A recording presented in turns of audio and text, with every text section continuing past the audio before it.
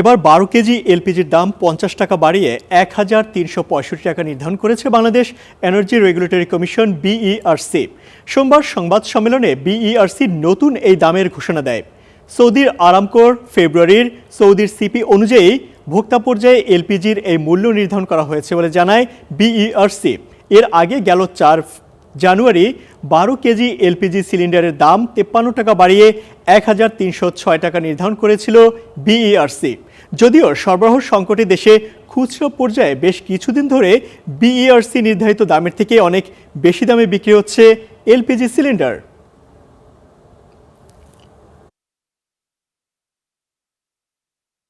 সিলিন্ডারের মূল্য 12 কেজি সিলিন্ডারের মূল্য ছিল জানুয়ারি 2026 মাসে 1306 টাকা। এটি ফেব্রুয়ারি 2026 মাসে হবে 1356 টাকা, 1356 টাকা। প্রতি 12 কেজিতে বেড়েছে 50 টাকা। কোম্পানি বিক্রি করবে 1261 টাকায়, পাইকারি বিক্রি হবে 1311 টাকায় এবং খুচরা বিক্রি হবে 1356 টাকায়। প্রতি লিটার অটো গ্যাস যেটি জ্বালানি জানুয়ারি মাসে ছিল 59.80 টাকা, এটি ফেব্রুয়ারি মাসে হবে 62.14 টাকা। এটি লিটার প্রতি বেড়েছে 2.34 টাকা।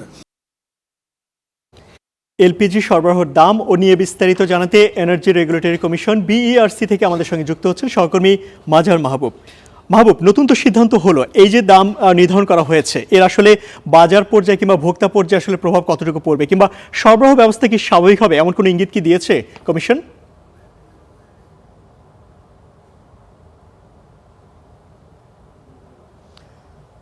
ইমতিয়াজ, আপনি যেমনটা বলছিলেন যে আসলে কোনো ধরনের ইঙ্গিত দিয়েছে কিনা, আগে একটু জানিয়ে রাখতে চাই যে 12 কেজি এলপিজি সিলিন্ডারের দাম 50 টাকা বাড়ানো হলো এবং বাড়িয়ে 1356 টাকা নির্ধারণ করা হলো। এনার্জি রেগুলেটরি কমিশনের চেয়ারম্যান জালাল আহমেদ যেটা বললেন যে আসলে জানুয়ারি মাসে 1,65,000 টন আমদানি করবার কথা ছিল, সেখানে তারা যে বলেছিল যে আমদানি করা হবে, এটা তাদের লক্ষ্যমাত্রা নির্ধারণ ছিল সব কোম্পানিগুলো মিলে। সেই জায়গাতে 1,20,000 টনের কিছু বেশি আমদানি হয়েছে। আমদানির 1,05,000 টন মূলত আমদানি হয়েছে, আর 1,20,000 টনে তাদের প্রতিশ্রুতি ছিল, আর লক্ষ্যমাত্রা ছিল 1,65,000 টন। সেই জায়গাতে 1,05,000 টন অর্থাৎ প্রায় 60,000 টন কম কিন্তু আমদানি হয়েছে। সেই জায়গাতে এনার্জি রেগুলেটরি কমিশনের চেয়ারম্যান যেটা বললেন যে আসলে যেহেতু সবেমাত্র ফেব্রুয়ারি মাস এবং 1 মাস আগে তারা যে বলেছিল স্বাভাবিক হবে, এখনো পর্যন্ত কোম্পানিগুলোর কাছে কোনো ধরনের আসলে কৈফিয়ত বা তাদের উপরে চাপ সৃষ্টি করা হচ্ছে না যে কেন তারা আমদানি করতে পারছে না বা কেন বাজারে এর প্রভাব কতটা পড়ছে সব। তবে এনার্জি রেগুলেটরি কমিশন যেটা বলছে যে আসলে এই যে পরিস্থিতি তৈরি হয়েছে, সংকট, অপরদিকে বাজারে দাম বাড়া, এই পরিস্থিতিতে যে আসলে দাম যে কেন বাড়ে, তারা এই বিষয়টা নিয়ে অনেক জায়গায় কাজ করেছে, সব পক্ষকে ডেকে তারা কথা বলেছে এবং সবার কাছ থেকে শুনবার চেষ্টা করেছে, সবকিছুতে হিসাব মিলিয়েছে এবং মূলত কোন কোন জায়গাতে বের হয়ে আসছে যে কোথায় কেন কি কারণে দাম বাড়ছে।